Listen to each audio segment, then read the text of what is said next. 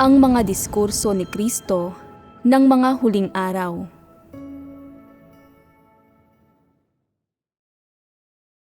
Ano ba talaga ang inaasahan ng mga tao para mabuhay?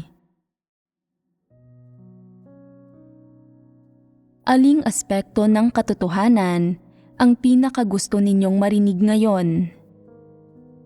Bibigyan ko kayo ng ilang paksang pagpipilian at pwede tayong magbahaginan sa alinmang gusto ninyo.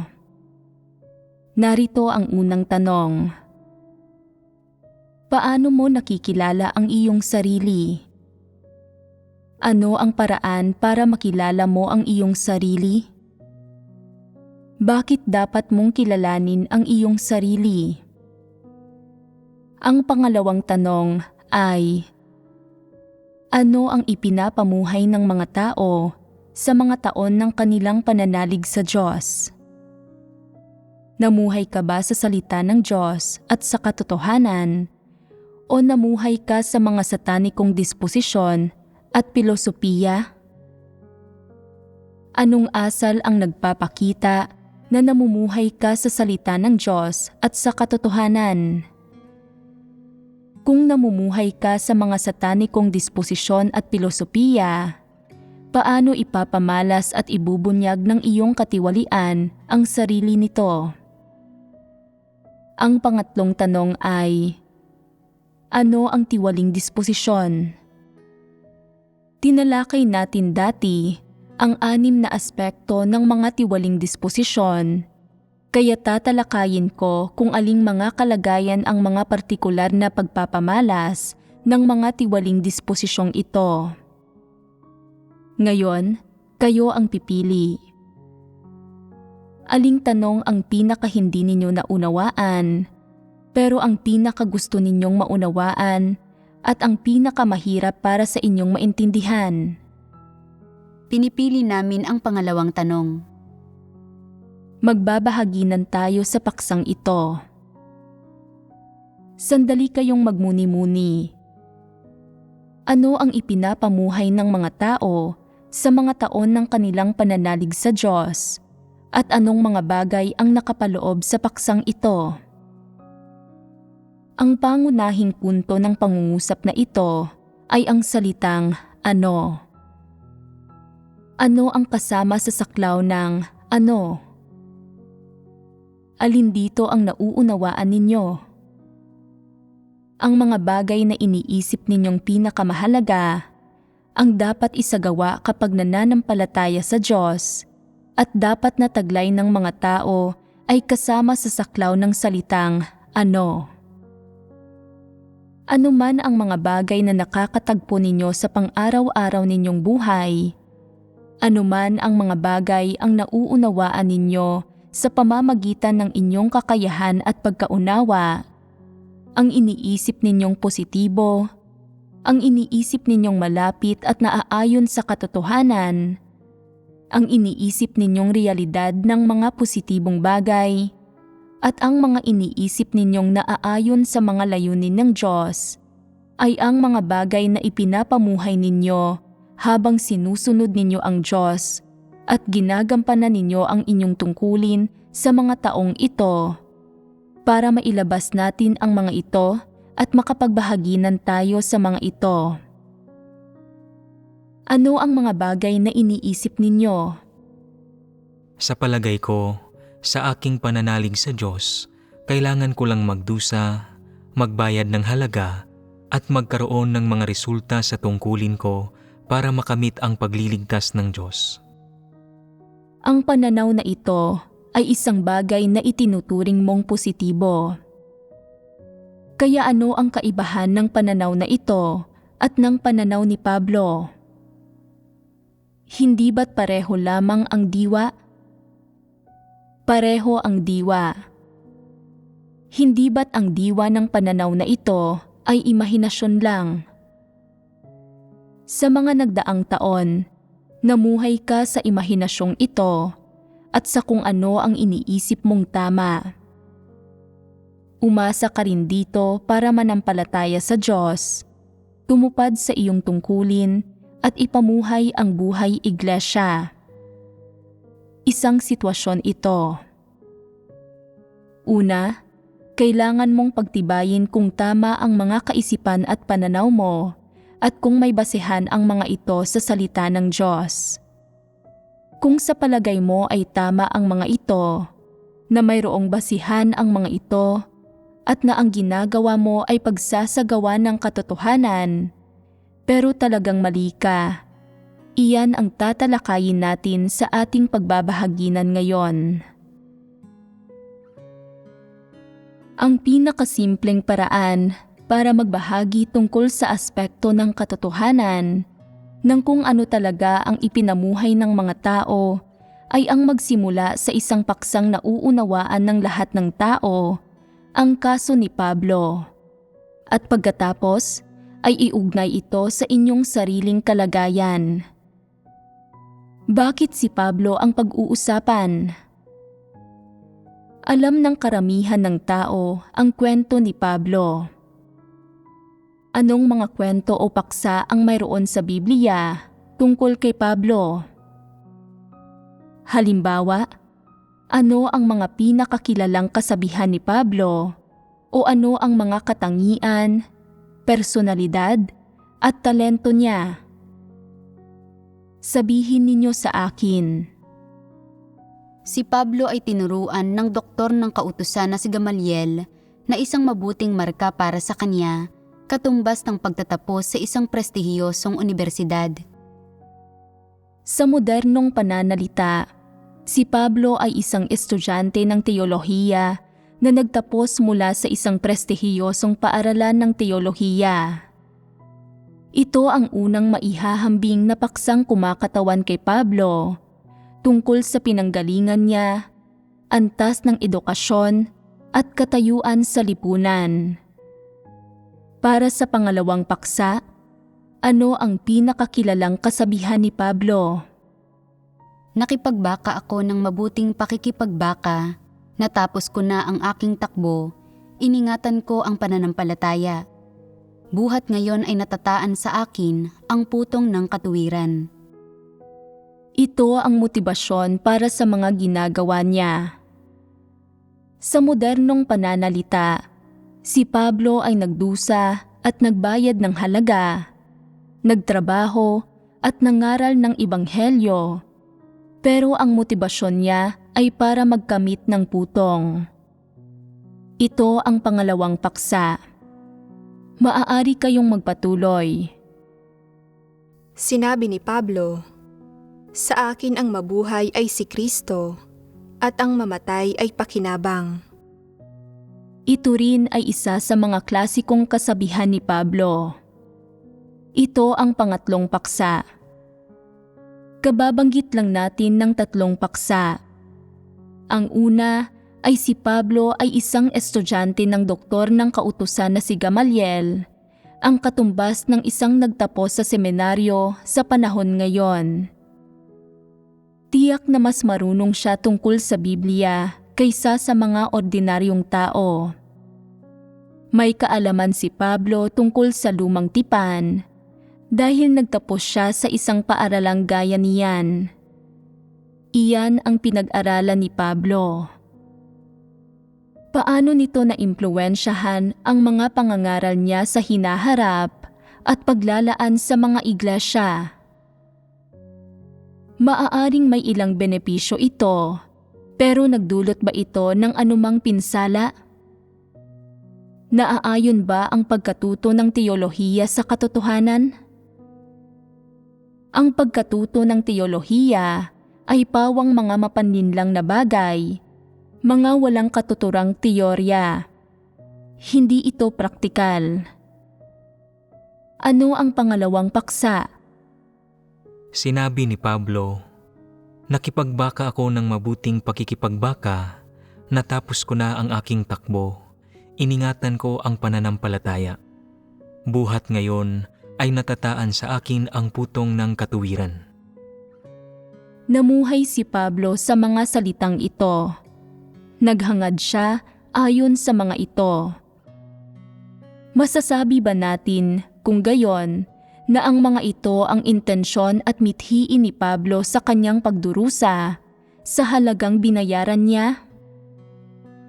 Ang kanyang layunin, sa madaling salita, ay magantimpalaan, na nangangahulugan na natapos niya ang kanyang takbuhin, nagbayad ng kanyang halaga, at nakibaka ng kanyang mabuting pakikibaka para ipagpalit ang mga bagay na iyon para sa putong ng katuwiran.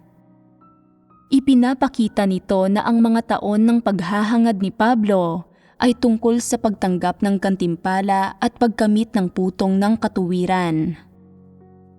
Kung hindi ito ang naging layunin at mithiin niya, magagawa kaya niyang dumaan sa gayong pagdurusa at magbayad ng gayong halaga? Magagawa ba niyang gampanan ang gawaing ginawa niya at bayaran ang halagang binayaran niya sa pamamagitan ng kalidad ng sarili niyang moral na katangian, ambisyon at mga pagnanais? Ipagpalagay nating nauna nang sabihin sa kanya ng Panginoong Hesus, "Noong nagsilbi ako sa mundo, inusig mo ako. Ang mga taong gaya mo ay pinarusahan at sinumpa. Anuman ang gawin mo, hindi mo mababawi ang gayong mga pagkakamali. Gaano ka man magsisi, hindi kita ililigtas." Anong uri ng saloobin ang magkakaroon si Pablo? Hindi lamang sa maaaring hindi siya nanampalataya sa Diyos, maaaring itinanggi niya ang Diyos, itinanggi na ang Panginoong Hesus ay ang Kristo, at itinanggi ang pag-iral ng Diyos sa langit. Kaya ano ang ipinamuhay ni Pablo? Hindi niya minahal ang Diyos ng buong puso at hindi siya isang taong nagpapasakop sa Kanya. Kaya bakit nagawa niyang magpatuloy sa napakaraming paghihirap sa pangangaral ng Ebanghelyo? Makatarungang sabihing ang pangunahin niyang suporta ay ang kanyang pagnanais para sa mga pagpapala. Iyan ang nagbigay ng lakas sa kanya.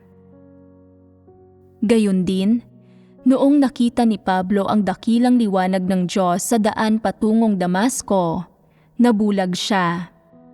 Napaluhod siya sa lupa na nanginginig ang buong katawan niya. Naramdaman niya ang kadakilaan ng Diyos at ang pagiging kahanga-hanga niya, at natakot siya sa pagpalo sa kanya ng Diyos, kaya hindi na siya nangahas tanggihan ang atas ng Diyos.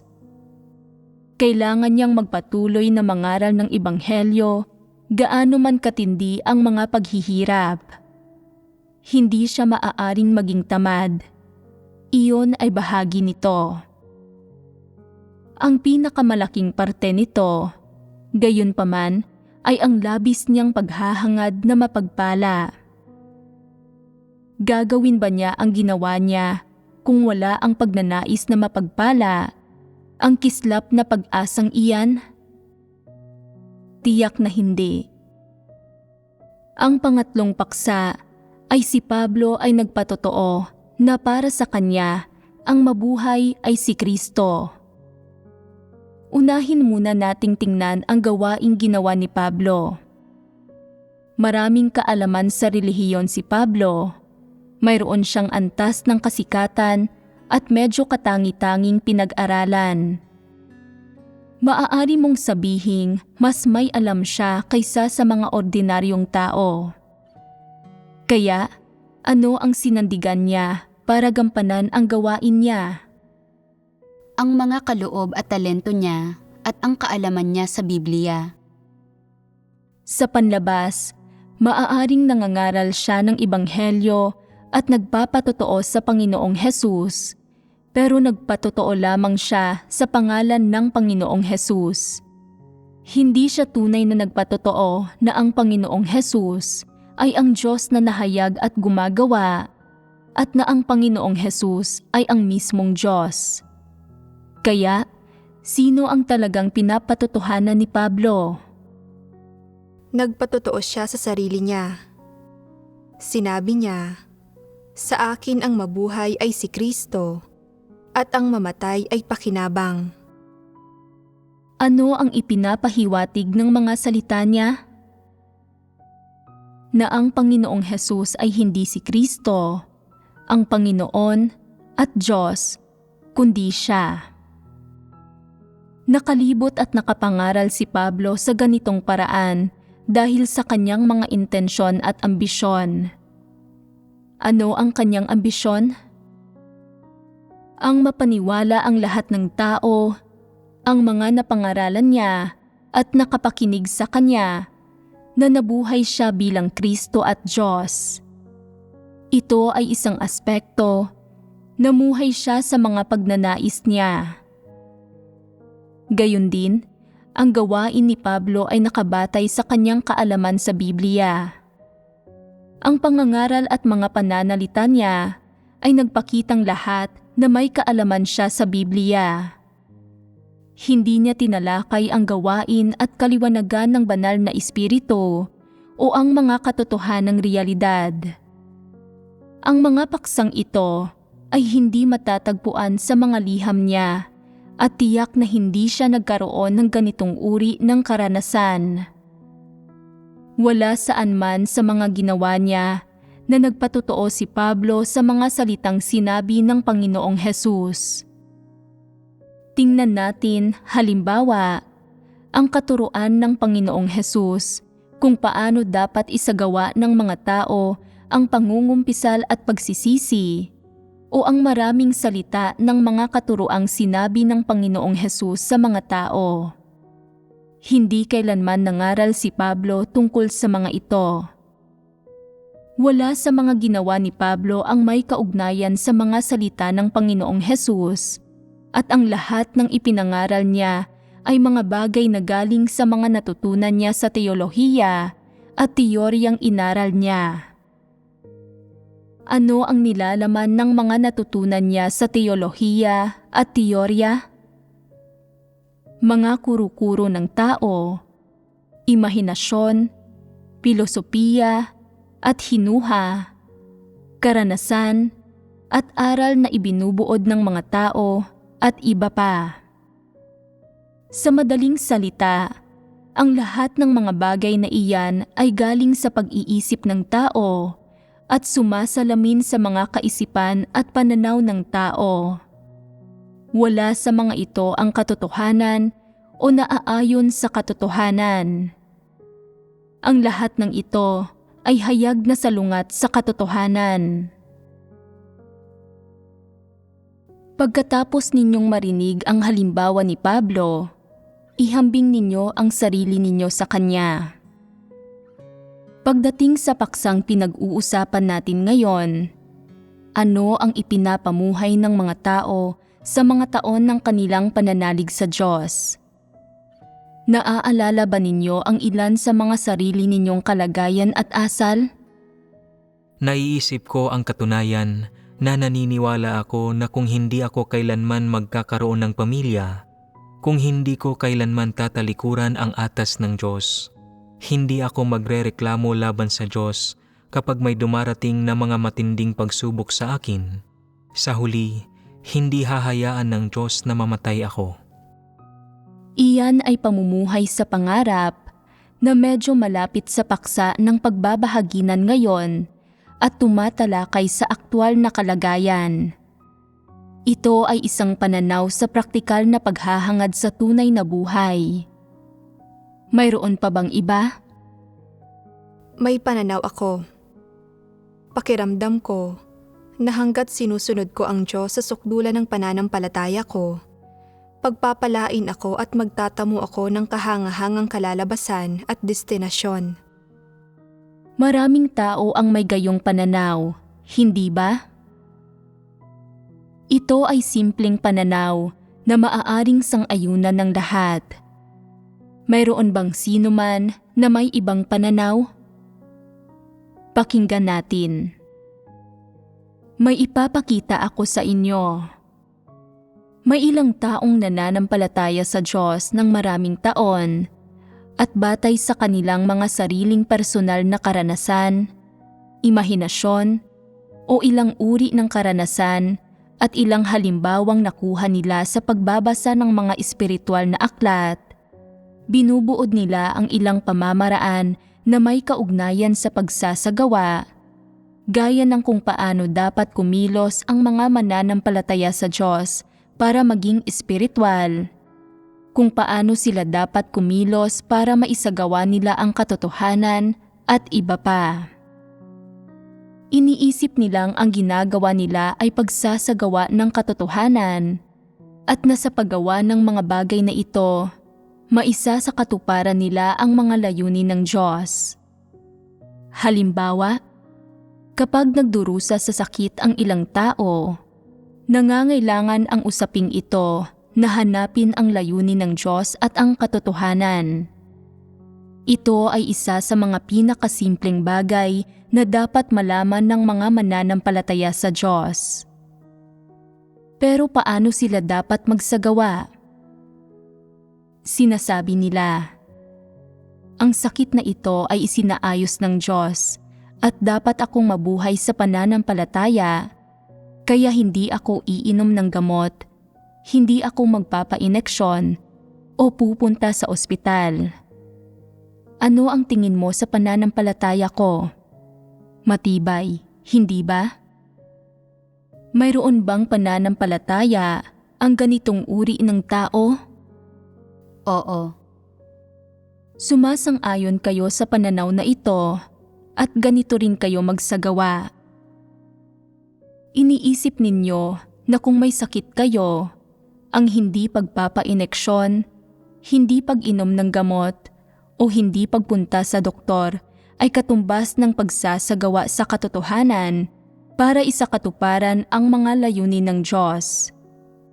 Kaya, sa anong batayan ninyo sinasabi na ito ay pagsasagawa sa katotohanan? Tama bang magsagawa sa ganitong paraan? Ano ang batayan? Napatunayan ba ninyo ito? Hindi kayo sigurado. Dahil hindi ninyo alam kung ito ba ay naaayon sa katotohanan o hindi.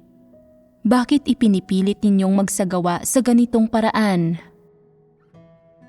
Kung may sakit ka, ipinipilit mo lang ang pananalangin sa Diyos, hindi pagpapa-ineksyon, hindi pag-inom ng gamot, hindi pagpunta sa doktor, at sa kalooban mo ay sumasandig ka lang at nananalangin sa Diyos. Hinihiling sa Diyos na alisin ang sakit na ito o inilalagay ang sarili mo sa habag niya. Tama ba ang pagsasagawang ito? Hindi. Naiisip ninyo lang ba ngayon na mali ito? O napagtanto na ninyo noon na mali ito? Dati, noong nagkasakit ako, pakiramdam ko na ang pagpunta sa doktor o pag-inom ng gamot ay panlabas na pamamaraan at ito ay isang paghahayag ng kawalan ng pananampalataya, kaya sumasandig ako sa panalangin o sa ibang paraan ng pagharap sa usaping ito.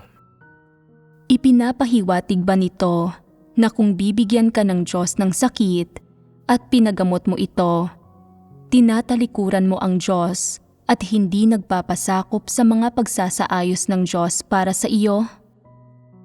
Iyan ang pananaw ko. Kaya, sa palagay mo ba ay tama o mali ang pananaw na ito? O nalilito ka pa rin at hindi mo alam kung ito ay tama o mali at iniisip na, kung tutuusin, ganyan ka palaging kumilos at walang sino mang nagsabi na mali ito at hindi ka nakokonsensya tungkol dito, kaya patuloy ka lang nagsasagawa sa ganoong paraan? Palagi akong nagsasagawa sa ganitong paraan at wala akong naramdamang anuman sa partikular. Nakakaramdam ba kayo ng kaunting kalituhan sa paggawa nito? Isantabi natin kung tama o mali kayo, pero maaari tayong maging tiyak sa isang bagay na ang pagsasagawa ng gaya nito ay hindi naaayon sa katotohanan. Dahil kung naaayon ito sa katotohanan, malalaman ninyo kahit papaano kung aling katotohanang prinsipyo ang sinusunod ninyo at kung anong prinsipyo ang sumasaklaw sa gayong pagsasagawa. Pero kapag tiningnan natin ito ngayon, makikita natin na kumikilos ang mga tao ng ganito batay sa mga sarili nilang imahinasyon. Ito ay isang balakid na inilalagay nila sa sarili nila.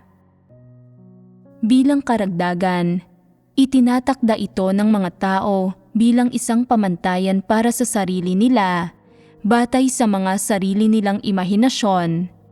Iniisip na dapat nilang gawin ito kapag may sakit sila, pero hindi nila alam kung ano ang eksaktong hinihingi o ibig sabihin ng Diyos.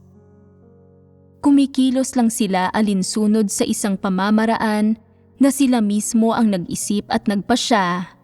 Hindi nalalaman kung ano ang magiging resulta ng pagkilos sa ganitong paraan. Ano ang ipinapamuhay ng mga tao kapag sila ay nasa kalagayang ito? Ang mga sarili nilang imahinasyon.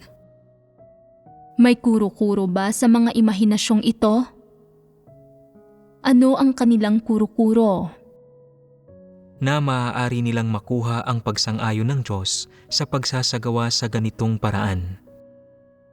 Ito ay isang kuro-kuro. Ito ba ang tamang pangunawa ng usapin? Hindi. May kahulugan at resulta rito. Kapag nabuhay ka sa gayong kuro-kuro at gayong mga imahinasyon, hindi mo isinasagawa ang katotohanan. Sa puntong ito, napag-isipan na ninyo ng kahit papaano ang paksa ng ano ba talaga ang inaasahan ng mga tao para mabuhay. At humigit kumulang ay alam ninyo kung ano ang pagbabahaginan sa paksang ito. Kaya, pag-usapan natin ang tungkol sa ilang uri ng kalagayan. Makinig kayong mabuti at magmuni-muni habang nakikinig kayo. Ano ang mithiin ng pagmumuni-muning ito?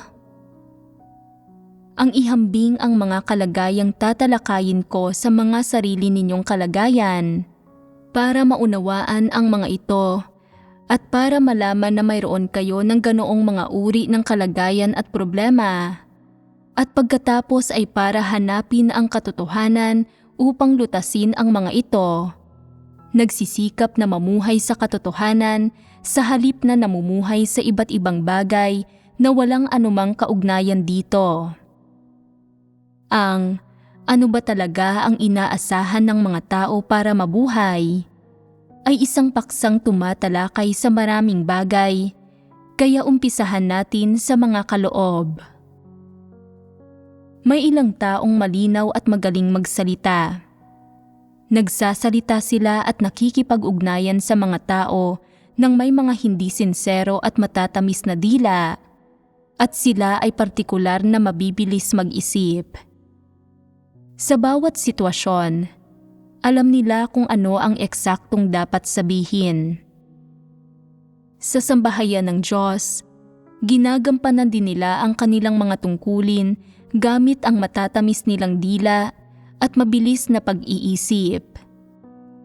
Dahil sa kanilang mga huwad at matamis na salita, ang mga ordinaryong problema ay hindi nagiging mga issue.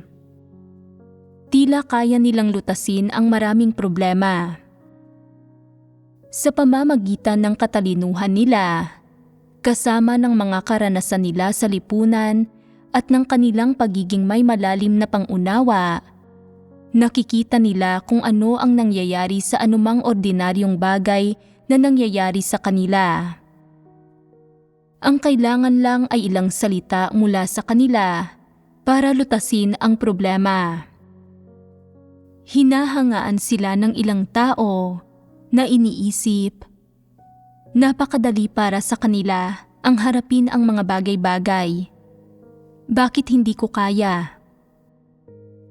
Labis din silang nasisiyahan sa sarili nila at iniisip nila, tingnan ninyo, ibinigay sa akin ng Diyos itong kagalingang magsalita at matamis na dila, ang katalinuhang ito, ang malalim na pangunawang ito, at ang kakayahang ito na tumugon ng mabilis. kaya walang anumang bagay na hindi ko kayang pangasiwaan. At dito nagmumula ang problema. Maaaring gamitin ng isang taong magaling magsalita at mabilis mag-isip ang kanyang mga talento at kakayahan para gampanan ang ilang tungkulin, at sa pagtupad niya sa kanyang tungkulin, nalulutas niya ang ilang problema o nakakagawa siya ng ilang bagay para sa sambahayan ng Diyos. Pero kung detalyado mong susuriin ang lahat ng bagay na ginagawa nila, mauuwi ka lang na may tanong kung ang lahat ba ng ginagawa nila ay naaayon sa katotohanan, kung naaayon ito sa mga katotohanang prinsipyo, at kung naisa sa katuparan nito ang mga layunin ng Diyos. Madalas hindi nauunawaan ng gayong mga tao ang katotohanan o kung paano dapat kumilos ayon sa katotohanan, pero ginagampanan pa rin nila ang mga tungkulin nila. Pero gaano man kaayos nila ginagampanan ang mga tungkulin nila, ano ang sinasandigan nila? Ano ang puntong pinanggagalingan ng pagganap nila sa mga tungkulin nila? Ang kanilang pag-iisip, malalim na pangunawa, at ang kanilang mga matatamis na dila. Mayroon bang sino man sa inyo na gaya nito? Oo. Alam ba ng taong nabubuhay sa kanilang isipan, talino, o galing magsalita kung ang ginagawa nila ay naaayon sa mga katotohanang prinsipyo? Hindi. May mga prinsipyo ba kayo kapag kumikilos kayo? O, sa ibang salita, kapag kumikilos kayo, ginagawa ba ninyo ito sa pamamagitan ng mga satanikong filosofiya, ng sarili ninyong talas ng pag-iisip, ng sarili ninyong talino at karunungan, o ginagawa ba ninyo ito ayon sa mga salita ng Diyos at sa mga katotohanang prinsipyo? Kung palagi kayong kumikilos sa pamamagitan ng mga satanikong filosofiya, sa mga sarili ninyong kagustuhan at ideya, walang anumang prinsipyo sa inyong mga pagkilos. Pero kung nagagawa ninyong hanapin ang katotohanan at kumilos ayon sa mga salita ng Diyos, sa mga katotohanang prinsipyo, iyan ay pagkilos ng may mga prinsipyo. Mayroon bang anumang bagay sa paraan ng inyong pagsasalita at pagkilos ngayon na salungat sa katotohanan? Sumasalungat ba kayo sa mga prinsipyo? Kapag ginagawa ninyo, alam ba ninyo ito? Minsan, Ano ang ginagawa ninyo sa mga pagkakataong iyon? nananalangin kami sa Diyos, pinagtitibay ang aming pasyang magsisi, at sumusumpa sa Diyos na hindi na uli kami kikilos sa ganoong paraan kailanman. At sa susunod na may kaparehong bagay na mangyari sa inyo, ganyan ba uli ang ikikilos ninyo at pagtitibaying muli ang pasya ninyo? Oo, Palagi kayong bumabalik sa pagpapatibay ng inyong kalooban tuwing may mga bagay na nangyayari sa inyo.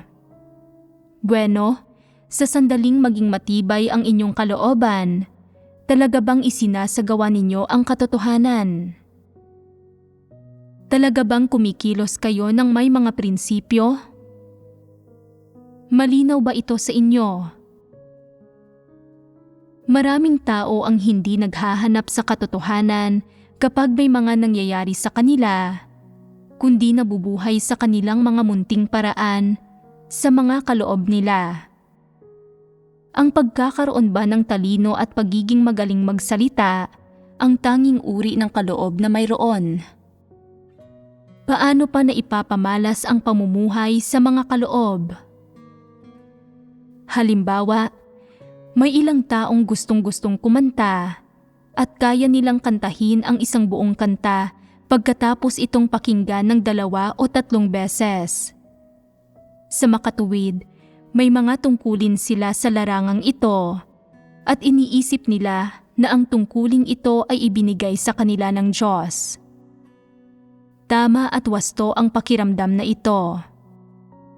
Sa mga paglipas ng mga taon, natuto sila ng maraming himno at habang lalo silang kumakanta, mas gumagaling sila. Gayunpaman, may isang problemang hindi nila alam. Ano ito? Mas gumagaling ng gumagaling ang kanilang pagkanta at itinuturing nilang buhay nila ang kaloob na ito. Hindi ba't mali ito? Namumuhay sila sa kanilang kaloob araw-araw at sa pagkanta nila ng mga himno araw-araw, naniniwala silang nagkamit sila ng buhay, pero hindi ba't ilusyon lang ito? Kahit na naaantig ka ng pagkanta, nasisiyahan ang iba at nakikinabang ang iba dito, mapapatunayan ba nitong nagkamit ka ng buhay? Mahirap sabihin. Nakadepende ito sa kung gaano mo nauunawaan ang katotohanan, kung isinasagawa mo ang katotohanan, kung may mga prinsipyo ka sa mga pagkilos at tungkulin mo, at kung may tunay kang patotoong batay sa karanasan. Sa mga aspektong ito mo lamang mahuhusgahan kung tinataglay ng mga tao ang mga katotohanang realidad. Kung tinataglay nila ang mga katotohanang realidad, sila ang mga may buhay, lalo na ang mga taong may takot sa Diyos at umiiwas sa kasamaan, pati na rin ang mga taong tunay na nagmamahal at nagpapasakop sa Diyos. Kung may mga kaloob at talento ang isang tao at may mabubuting resulta rin sa kanyang tungkulin, pero hindi niya hinahangad ang katotohanan at namumuhay lamang siya sa kanyang mga kaloob, ipinagyayabang ang kanyang mga kwalipikasyon at hindi kailanman sumusunod kanino man, maaari bang taglayin ng gayong tao ang buhay? Ang susi kung may buhay ba o wala ang isang tao ay kung tinataglay niya ang mga katotohanang realidad. Paano makakamit ng isang taong may mga talento at kaloob ang katotohanan? Paano siya mabubuhay nang hindi sumasandig sa mga kaloob niya? Paano siya makakatakas sa pamumuhay ng ganito? Dapat niyang hanapin ang katotohanan. Una, dapat malinaw niyang malaman ang pagkakaiba sa pagitan ng kung ano ang mga kaloob at kung ano ang buhay. Kapag ang isang tao ay pinagkalooban ng talino o may talento, ibig sabihin na siya ay likas na mas magaling sa isang bagay o nangunguna sa ibang paraan kung ihahambing sa iba. Halimbawa, maaaring mas mabilis kang tumugon kaysa sa iba, mas mabilis maunawaan ang mga bagay-bagay kaysa sa iba, nalinang ang kasanayan sa ilang partikular na kakayahang propesyonal, o maaaring isa kang magaling na tagapagsalita at iba pa. Ang mga ito ay mga kaloob at talentong maaaring taglayin ng isang tao. Kung may mga partikular kang talento at kalakasan, napakahalaga kung paano mo nauunawaan at pinangangasiwaan ang mga ito. Kung iniisip mong hindi ka mapapalitan dahil wala ng ibang taong mayroong mga talento at kaloob na gaya ng sa iyo, at naisinasagawa mo ang katotohanan kung ginagamit mo ang mga kaloob at talento mo para gampanan ang iyong tungkulin, tama ba o mali ang pananaw na ito? Mali. Bakit mo sinabing mali ito? Ano ba talaga ang mga talento at kaloob? Paano mo dapat unawain ang mga ito, gamitin ang mga ito, at harapin ang mga ito? Ang katunayan ay anumang kaloob o talento ang mayroon ka, hindi ito nangangahulugang mayroon ka ng katotohanan at buhay.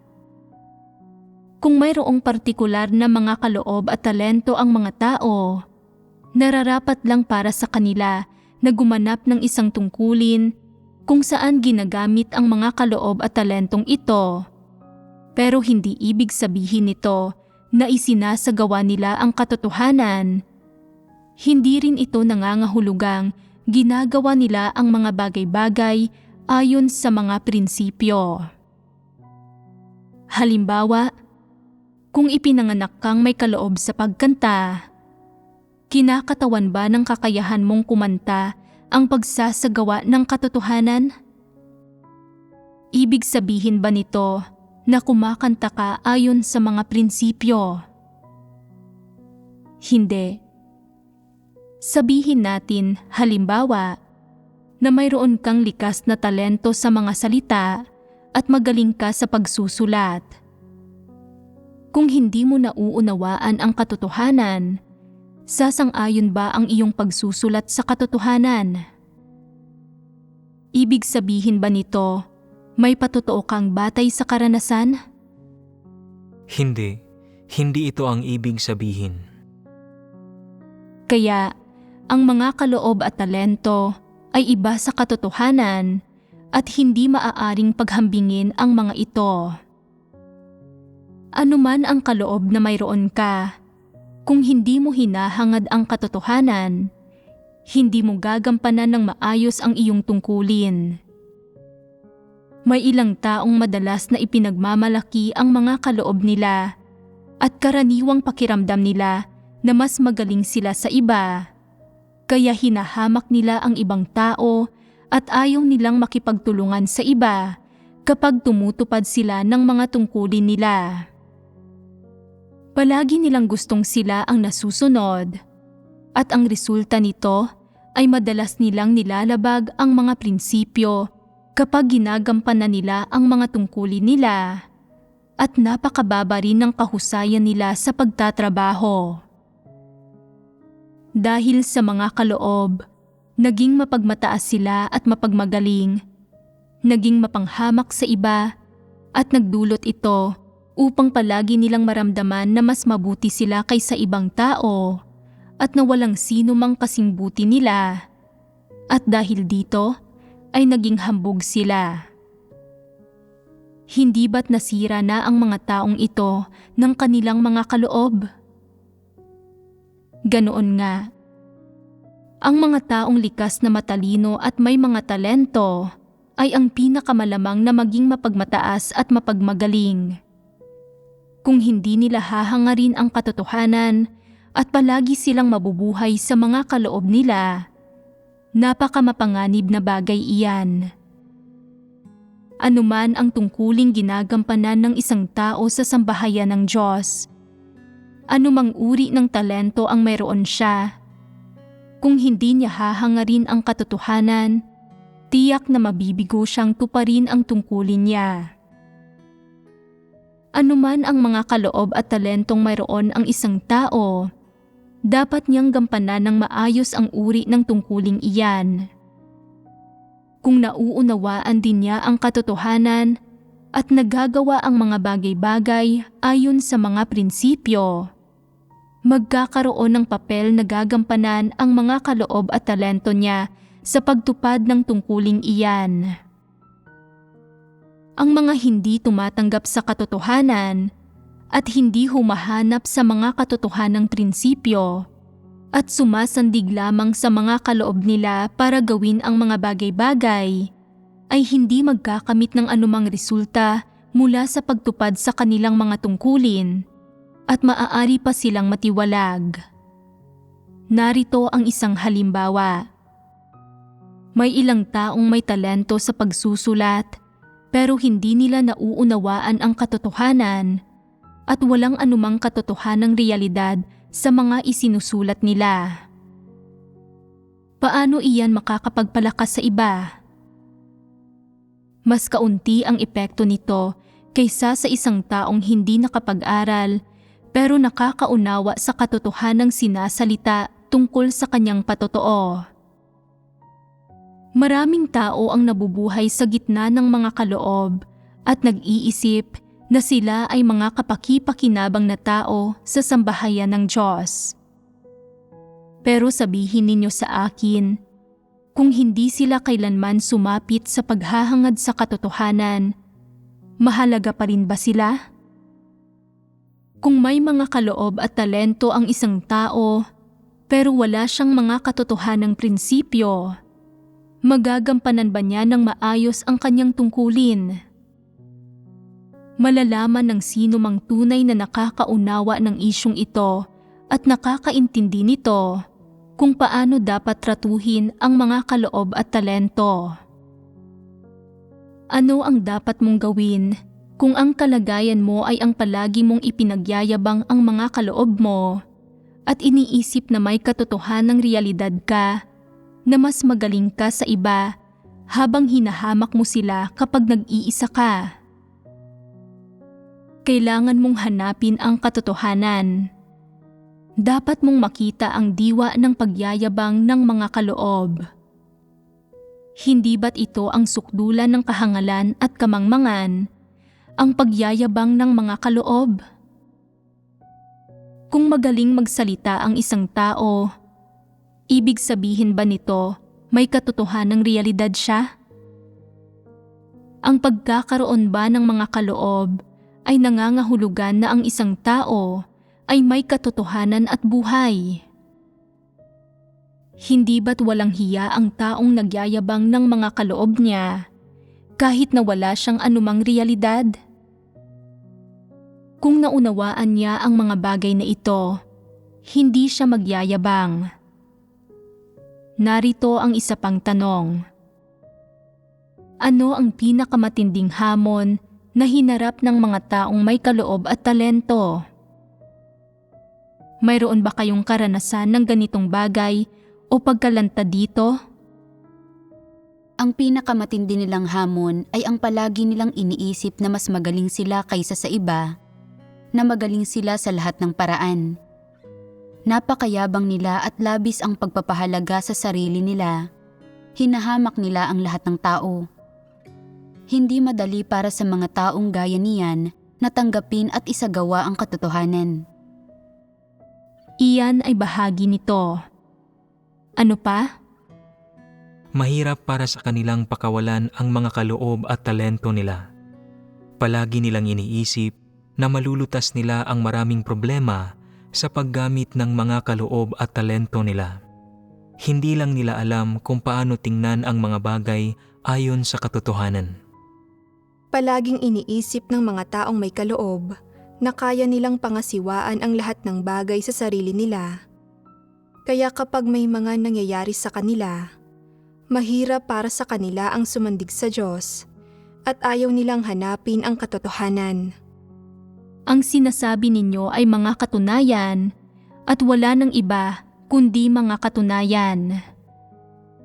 Iniisip ng mga taong may kaloob at may mga talento na napakatalino nila, na nauunawaan nila ang lahat ng bagay, ngunit hindi nila alam na ang mga kaloob at talento ay hindi kumakatawan sa katotohanan, na ang mga bagay na ito ay walang koneksyon sa katotohanan. Kapag sumasandig ang mga tao sa mga kaloob nila at imahinasyon sa mga kilos nila, kadalasang sumasalungat sa katotohanan ang mga kaisipan at opinyon nila. Ngunit hindi nila ito nakikita, iniisip pa rin nila. Tingnan ninyo kung gaano ako katalino. Napakatalino ng nagawa kong mga pagpapasya. Napakatalinong mga desisyon. Hindi ako kayang pantayan ng sino man sa inyo. Magpakailanman silang nabubuhay sa kalagayan ng narsisismo at pagpapahalaga sa sarili. Nahihirapan silang patahimikin ang kanilang puso at nahihirapan silang magbulay-bulay sa hinihingi sa kanila ng Diyos, kung ano ang katotohanan at kung ano ang mga katotohanang prinsipyo. Kaya nahihirapan silang maunawaan ang katotohanan at kahit na gumaganap sila ng isang tungkulin, hindi nila nagagawang isagawa ang katotohanan, kaya napakahirap din para sa kanila na pumasok sa katotohanang realidad. Sa madaling salita, kung hindi kaya ng isang taong hangarin ang katotohanan at tanggapin ang katotohanan. Anuman ang mga kaloob at talentong mayroon siya, hindi niya magagampanan ng maayos ang kanyang tungkulin. Walang kahit katiting na pagdududa dito. Ang mga kaloob at talento ay maaaring ituring na magkaparehong uri ng bagay. Ano ang mga talentong mayroon? May ilang tao na partikular na magaling sa isang uri ng teknolohiya.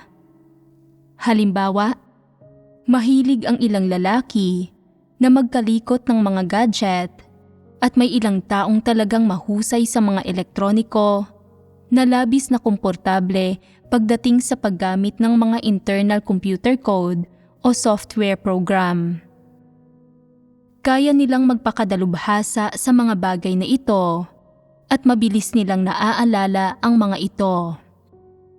Ibig sabihin, pambihira ang kakayahan nilang maunawaan at matandaan ang mga bagay na ito. Ito ay isang talento. May ilang tao na magaling sa pag-aaral ng mga wika. Anumang wika ang pag-aralan nila, napakabilis nilang matuto at nahihigitan ng memorya nila ang memorya ng mga ordinaryong tao. May ilang taong magaling sa pagkanta, pagsayaw o pagguhit. May ilang magaling sa make-up at pag-arte. May ilang pwedeng maging direktor at iba pa. Anuman ang uri ng talento, basta't nakikibahagi ang isang tao sa isang trabaho, tumatalakay ito sa paksang, ano ba talaga ang inaasahan ng mga tao para mabuhay? Bakit ba natin kailangang himayin ang mga kaloob at talento ng tao? Dahil tinatamasa ng mga tao ang pamumuhay sa mga kaloob at talento nila at itinuturing ng mga tao bilang kapital ang mga ito, bilang pinanggagalingan ng mga ikinabubuhay nila, bilang buhay at bilang ang halaga, hinahangad na layunin at kahulugan ng kanilang buhay.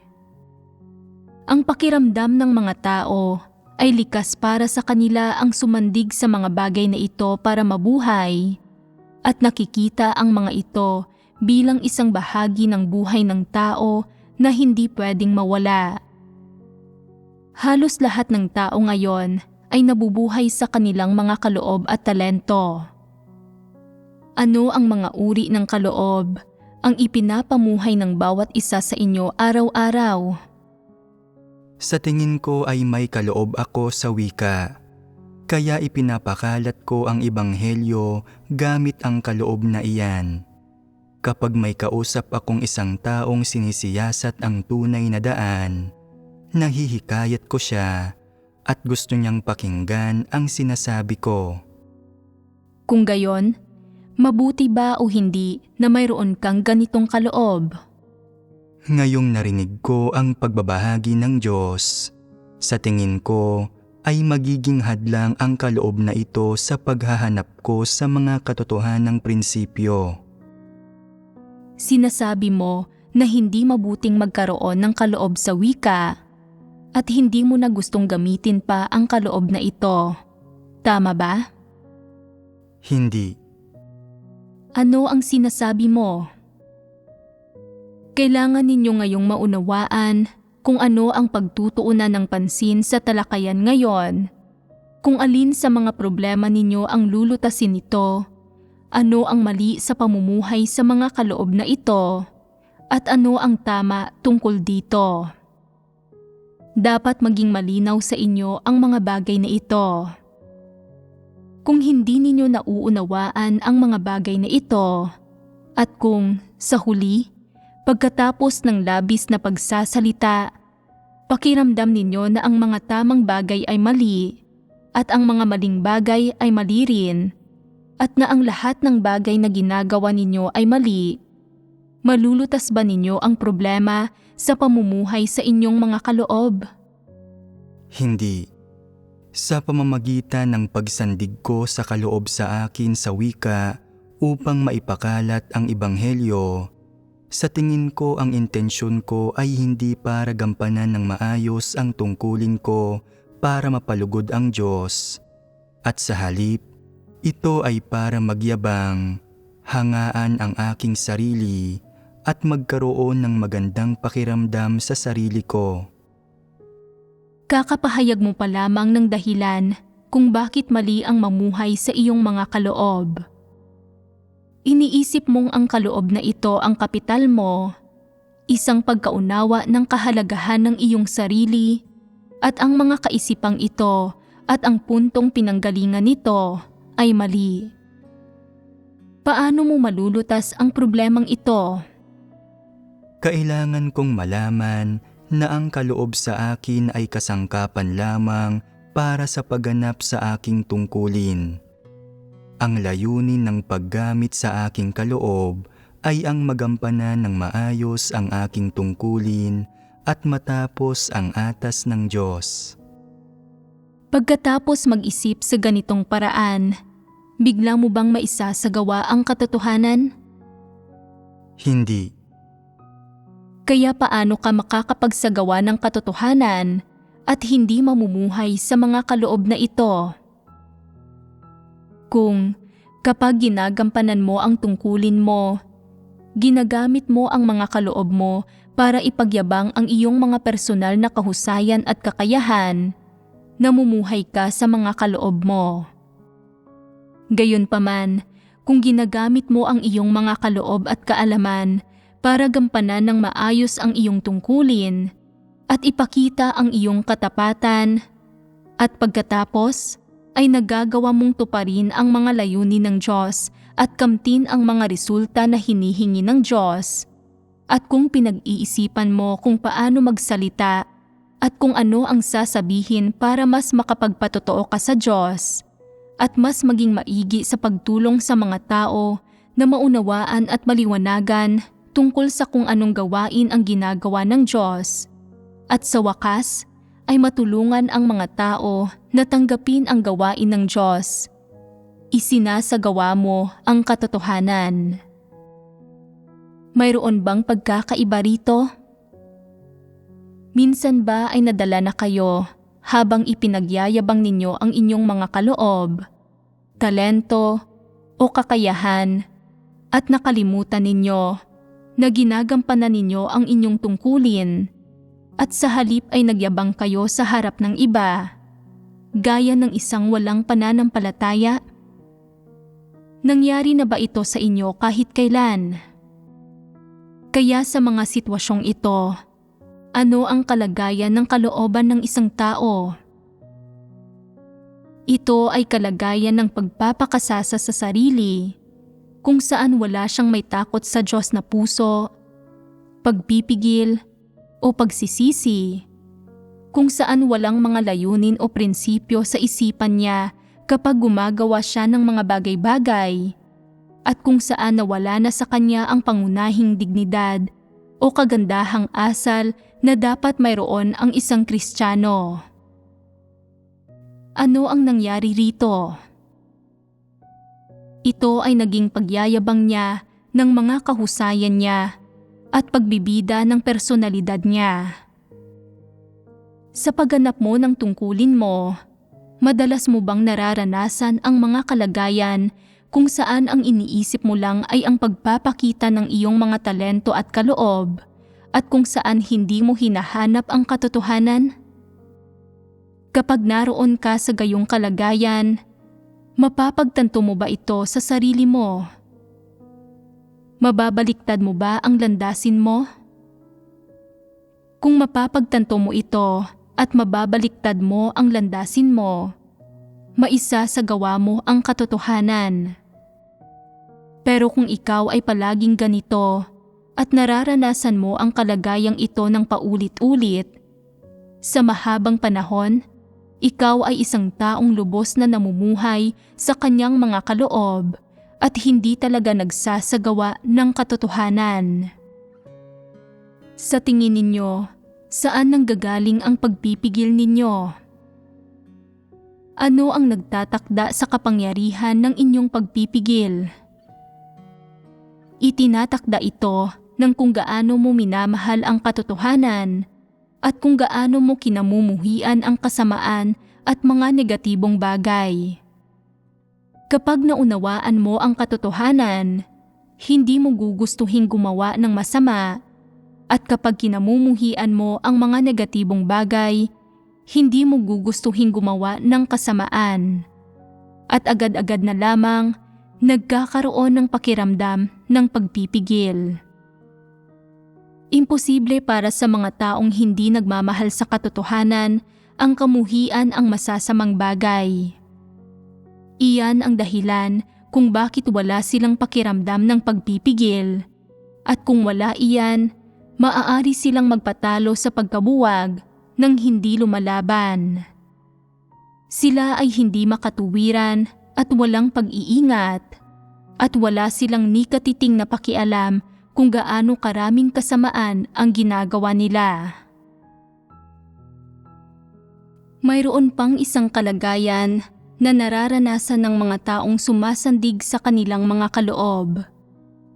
Anuman ang mga talento, kaloob, o kahusayang mayroon ang mga tao, kung gumagawa lang sila ng mga bagay-bagay at nagpapakapagod, at hindi kailanman hinanap ang katotohanan, ni hindi sinubukang arukin ang mga layunin ng Diyos, na para bang hindi umiiral ang konsepto ng pagsasagawa ng katotohanan sa mga isipan nila.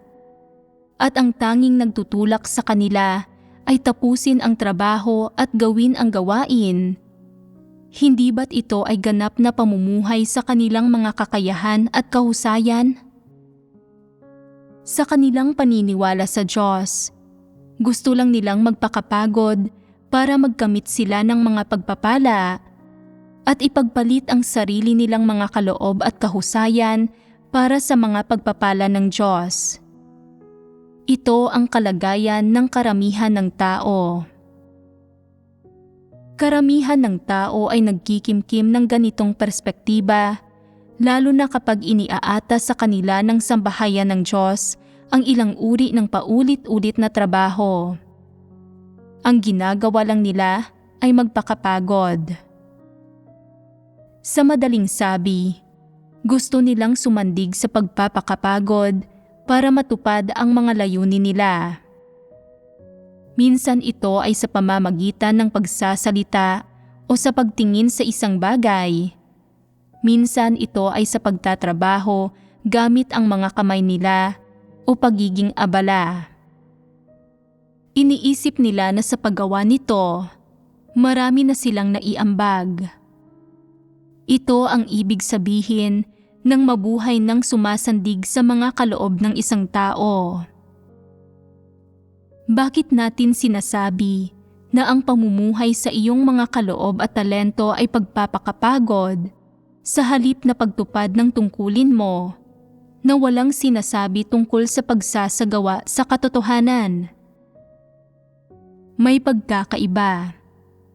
Halimbawa, sabihin nating binigyan ka ng isang gawain ng sambahayan ng Diyos, at pagkatapos mong simulan ito, iniisip mo kung paano mo tatapusin ang gawain sa lalong madaling panahon para makapag-ulat ka sa leader mo at matanggap ang papuri niya. Maaari pa ngang mayroon kang medyo tapat na saloobin at gumagawa ka ng hakbang-hakbang na plano, pero nakatuon lang ang pansin mo sa pagtatapos ng gawain at paggawa nito para tingnan ng iba. O, maaari kang maglagay ng pamantayan para sa sarili mo habang ginagawa mo ito. Iniisip kung paano mo gagawin ang gawain sa paraang nagpapalugod at nagpapasaya sa iyo, at naaabot ang pamantayan ng pagiging perpekto na hinahanap mo. Paano ka man magtakda ng mga pamantayan kung walang kaugnayan sa katotohanan ang ginagawa mo? Kung hindi ito ginawa pagkatapos hanapin ang katotohanan at pagkatapos maunawaan at mapagtibay ang mga hinihingi ng Diyos, at kung sa halip ito ay ginawa ng wala sa loob at ng may litong isipan, pagpapakapagod ito. Ito ay paggawa ng mga bagay-bagay sa pamamagitan ng pagsandig sa sarili mong isipan, mga kaloob, kakayahan at kahusayan habang nagkikimkim ka ng kaisipan ng pangangarap. Ano ang resulta ng paggawa ng mga bagay-bagay sa ganitong paraan? Marahil natatapos mo ang gawain at walang sino mang nagsasabing mayroong anumang problema. Napakasaya mo, pero sa proseso ng paggawa ng gawain, para sa mga nagsisimula, hindi mo naunawaan ang layunin ng Diyos. Pangalawa, hindi mo ito ginawa ng buong puso, isipan at lakas. Hindi hinanap ng puso mo ang katotohanan. Kung hinanap mo ang mga katotohanang prinsipyo at hinanap ang layunin ng Diyos, nakaabot sana sa pamantayan ang pagganap mo ng gawain. Nagawa mo rin sanang makapasok sa mga katotohanang realidad at naunawaan mo sana ng tama na ang ginawa mo ay naaayon sa layunin ng Diyos. Gayunpaman, kung hindi mo ibinubuhos ang puso mo rito at iniraraos mo lang ang gawain, kahit na matatapos ang trabaho at magagawa ang gawain, hindi mo malalaman sa puso mo kung gaano mo ito kaayos na gawa. Wala kang magiging anumang pamantayan at hindi mo malalaman kung nagawa ang gawain ng naaayon sa layunin ng Diyos o sa katotohanan. Sa kasong iyan, hindi mo ginagampanan ang tungkulin mo, ikaw ay nagtatrabaho. Dapat maunawaan ng lahat ng nananalig sa Diyos ang mga layunin niya. Tanging ang mga gumaganap ng maayos sa mga tungkulin nila ang makakapagpalugod sa Diyos, at sa pamamagitan lang ng pagtupad sa atas ng Diyos, magiging kasiya-siya ang pagganap ng isang tao sa kanyang tungkulin. May isang pamantayan para sa pagsasakatuparan ng atas ng Diyos.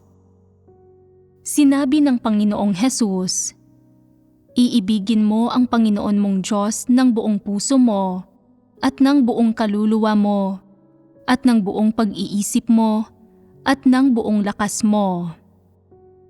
Ang pag-ibig sa Diyos ay isang aspekto ng hinihingi ng Diyos sa mga tao. Saan dapat ipamalas ang hinihinging ito? Na dapat mong tapusin ang atas ng Diyos. Sa praktikal na pananalita, ito ay pagtupad ng iyong tungkulin ng maayos bilang isang tao. Kaya ano ang pamantayan para sa pagtupad ng maayos sa iyong tungkulin? Hinihingi ng Diyos na gampanan mo ang iyong tungkulin bilang isang nilikha ng buong puso, kaluluwa, isipan at lakas mo. Dapat madali lang itong maunawaan. Para maabot ang hinihingi ng Diyos, pangunahin mong kailangang ilagay ang puso mo sa iyong tungkulin. Kung kaya mong ilagay ang puso mo rito, magiging madali para sa iyong kumilos ng buong kaluluwa mo, ng buong isipan mo, at ng buong lakas mo. Kung gagampanan mo ang iyong tungkulin sa pamamagitan lang ng pagsandig sa mga imahinasyon ng iyong isipan, at sa pagsandig sa iyong mga kaloob, maaabot mo ba ang mga hinihingi ng Diyos? Tiyak na hindi. Kaya, ano ang pamantayan na dapat maabot para matupad ang atas ng Diyos at para magampanan ang iyong tungkulin ng tapat at maayos? Ito ay ang gampanan mo ang iyong tungkulin ng buong puso mo, ng buong kaluluwa mo, ng buong isipan mo, at ng buong lakas mo. Kung susubukan mong gampanan ng maayos ang iyong tungkulin nang walang mapagmahal sa Diyos na puso, hindi ito uubra. Kung ang iyong mapagmahal sa Diyos na puso ay lumagong lalo pang mas malakas at mas totoo, likas mong magagawang gampanan ang iyong tungkulin ng maayos, ng buong kaluluwa mo, ng buong isipan mo, at ng buong lakas mo. Buong puso mo, buong kaluluwa mo, buong isipan mo, buong lakas mo. Ang buong lakas mo ang huli. Ang buong puso mo ang una. Kung hindi mo ginagawa ang iyong tungkulin ng buong puso mo, paano mo ito gagawin ng buong lakas mo? Kaya ang simpleng pagsubok na gawin ang iyong tungkulin ng buong lakas mo ay hindi magkakamit ng anumang resulta. O kahit makakaabot man sa mga prinsipyo. Ano ang pinakamahalagang bagay na hinihingi ng Diyos? Ng buong puso ng isang tao. Ano man ang tungkulin o bagay na ipinagkakatiwala ng Diyos sa iyo, kung ikaw ay nagpapakapagod lang, nagiging abala at nagsisikap, maaari ka bang umayon sa mga katotohanang prinsipyo? Maaari ka bang kumilos ng naaayon sa mga layunin ng Diyos? Hindi. Paano ka makakaayon sa mga layunin ng Diyos? Ng buong puso namin. Madaling sabihin ang mga salitang ng buong puso mo at madalas itong sinasabi ng mga tao.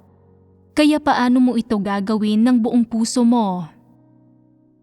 Sinasabi ng ilang tao, ito ay kapag ginagawa mo ang mga bagay-bagay ng may kaunti pang pagsisikap at sinseridad. Mas mag-isip pa, huwag hayaan ang anumang bagay na punuin ang isipan mo at ituon lang ang pansin sa kung paano gagawin ang atas na gawain, hindi ba? Ganyan ba iyan kasimple? Kaya pag-usapan natin ang ilang pangunahing prinsipyo ng pagsasagawa. Ayon sa mga prinsipyong karaniwan ninyong isinasagawa o naoobserbahan, ano dapat ang una ninyong gagawin para magawa ang mga bagay-bagay ng buong puso ninyo? Dapat gamitin ninyo ang buong isipan ninyo, gamitin ang inyong lakas, at ilagay ang inyong puso sa paggawa ng mga bagay-bagay at huwag maging pabasta-basta. Kung hindi kaya ng isang taong gawin ang mga bagay-bagay ng buong puso niya, nawala na ang puso niya, na tulad ng pagkawala ng kaluluwa ng isang tao. Ang kaisipan niya ay maliligaw habang nagsasalita siya. Hindi niya kailanman ilalagay ang puso niya sa paggawa ng mga bagay-bagay at magiging wala siyang ingat anuman ang ginagawa niya. Dahil dito, hindi niya magagawang pangasiwaan ang mga bagay-bagay ng maayos. Kung hindi mo ginagampanan ang tungkulin mo ng buong puso mo at hindi mo inilalagay ang buong puso mo rito, gagampanan mo ng hindi maayos ang tungkulin mo. Kahit ilang taon mong gampanan ang tungkulin mo, hindi mo ito magagawa ng sapat. Wala kang magagawang anumang bagay ng maayos kung hindi mo ilalagay rito ang puso mo. Ang ilang tao ay mga hindi masigasig na manggagawa. Palagi silang pabago-bago at kapritsoso. Masyadong mataas ang mithiin nila at hindi nila alam kung saan nila iniwan ang puso nila. May puso ba ang gayong mga tao? Paano ninyo masasabi kung may puso ang isang tao o wala? Kung madalang magbasa ng mga salita ng Diyos ang isang taong nananalig sa Diyos, may puso ba siya? Kung hindi sila kailanman nananalangin sa Diyos, anuman ang nangyayari, may puso ba siya? Kung hindi niya kailanman hinahanap ang katotohanan, anuman ang mga paghihirap na hinaharap niya, may puso ba siya? Ang ilang tao ay gumaganap sa mga tungkulin nila ng maraming taon nang walang nakukuhang anumang malinaw na resulta. May puso ba sila? Wala. Maayos bang magagampanan ng mga taong walang puso ang kanilang mga tungkulin? Paano magagampanan ng mga tao ang mga tungkulin nila ng buong puso nila? Una sa lahat, dapat ninyong isipin ang responsibilidad. Ito ang aking responsibilidad. Kailangan ko itong pasanin. Hindi ako pwedeng tumakas ngayon kung kailan ako pinakakailangan. Dapat kong gawin ng maayos ang tungkulin ko at magbibigay ako ng ulat sa Diyos tungkol dito. Ibig sabihin nito ay mayroon kang theoretical na batayan. Pero ang simpleng pagkakaroon ba ng theoretical na batayan ay nangangahulugang ginagawa ninyo ang tungkulin ninyo ng buong puso ninyo? Malayo pa rin kayo sa pagtupad sa mga hinihingi ng Diyos sa pagpasok sa katotohanan ng realidad at sa paggawa ng inyong tungkulin ng buong puso ninyo. Kaya, ano ang ibig sabihin ng gawin ang inyong tungkulin ng buong puso ninyo? Paano magagawa ng mga tao ang kanilang mga tungkulin ng buong puso nila? Una sa lahat, kailangan ninyong isipin, para kanino ko ba ginagawa ang tungkuling ito? Ginagawa ko ba ito para sa Diyos, o sa iglesia, o sa ilang tao? Dapat maging malinaw ito. Gayon din, sino ang nag-atas ng tungkuling ito sa akin? Ang Diyos ba? O isang leader? O ang iglesia? Kailangan din itong maging malinaw. Maaaring tila isang maliit na bagay lang ito, ngunit gayunman, kailangang hanapin ang katotohanan para lutasin ito. Sabihin ninyo sa akin, isang leader o manggagawa ba, o isang iglesia, ang nag-atas sa inyo ng tungkulin ninyo? Hindi. Mabuti iyan, basta't sigurado ka sa puso mo tungkol dito. Dapat mong pagtibayin na ang Diyos ang nag-atas sa iyo ng tungkulin mo. Maaaring tila ito ay ibinigay sa iyo ng isang leader ng iglesia, pero sa katunayan, ang lahat ng ito ay galing sa pagsasaayos ng Diyos. Maaaring may mga panahon kung kailan malinaw na galing ito sa kalooban ng tao, pero kahit noon pa man, dapat mo muna itong tanggapin sa Diyos. Iyan ang tamang paraan para maranasan ito. Kung tatanggapin mo ito sa Diyos at kusa kang magpapasakop sa pagsasaayos niya at lalapit ka para tanggapin ang atas niya, kung dadanasin mo ito gaya niyan, sasa iyo ang gabay at gawain ng Diyos.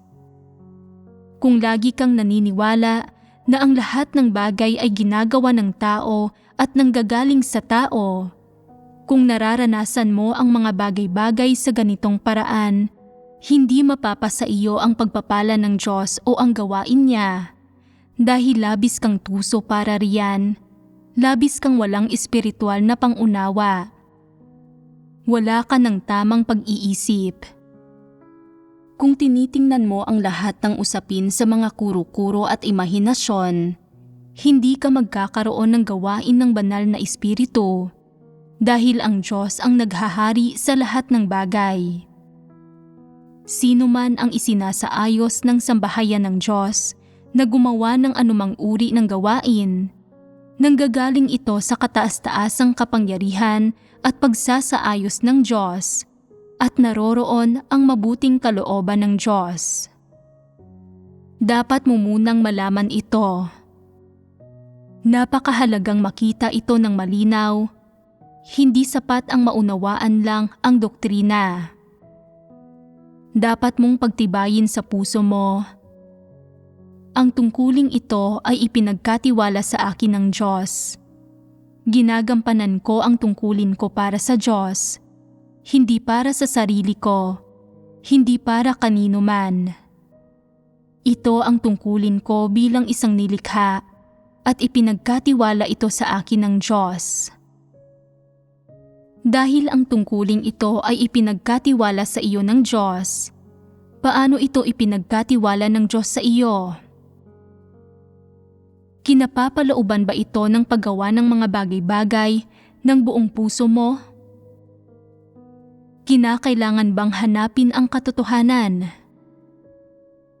Dapat mong hanapin ang katotohanan, ang mga hinihingi, pamantayan, at prinsipyo ng tungkuling ipinagkatiwala ng Diyos sa iyo, at kung ano ang sinasabi ng mga salita ng Diyos.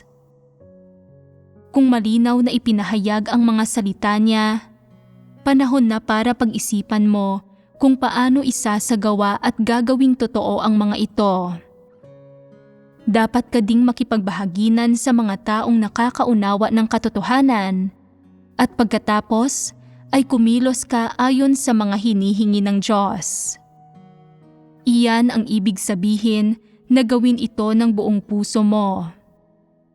At saka, sabihin natin na bago mo ginagampanan ang tungkulin mo, hinahanap mo ang layunin ng Diyos, nauunawaan ang katotohanan, at alam kung ano ang gagawin, pero ng oras na para kumilos, may mga hindi pagkakatugma at kontradiksyon sa pagitan ng mga sarili mong kaisipan at ng mga katotohanang prinsipyo. Kapag nangyari ito, ano ang dapat mong gawin? Dapat mong panghawakan ang prinsipyo ng pagsasagawa ng iyong tungkulin ng buong puso mo at ilagay ang buong puso mo sa pagpapasakop at pagpapalugod sa Diyos nang walang anumang mga personal na halo at nang tiyak na hindi pagkilos sa sarili mong kalooban. Sinasabi ng ilang tao, "Wala akong pakialam sa mga bagay na iyan. Sa akin ipinagkatiwala ang tungkuling ito kung tutuusin, kaya ako ang dapat may huling salita. May karapatan akong kumilos sa sarili kong inisyatiba. Gagawin ko kung ano ang iniisip kong dapat gawin. Ginagawa ko pa rin ang tungkulin ko ng buong puso ko, kaya ano ang mga kamaliang papansinin mo?" At pagkatapos, nagsisikap silang unawain kung ano ang gagawin. Kahit na matapos ang gawain sa huli, tama ba ang paraang ito ng pagsasagawa at ang kalagayang ito? Ito ba ang paggawa sa mga tungkulin nila ng buong puso nila? Hindi. Ano ang problema rito? Ito ay pagmamataas, ang pagiging batas para sa sarili, ang pagiging pabasta-basta at walang ingat. Ito ba ay pagganap ng mga tungkulin nila? Ito ay paggawa ng personal na gawain, hindi pagganap sa kanilang tungkulin. Ito ay simpleng paggawa ng kung ano ang makakapagbigay ng kasiyahan sa kanila at kung ano ang gusto nila batay sa sarili nilang kalooban. Hindi ito paggawa sa mga tungkulin nila ng buong puso nila.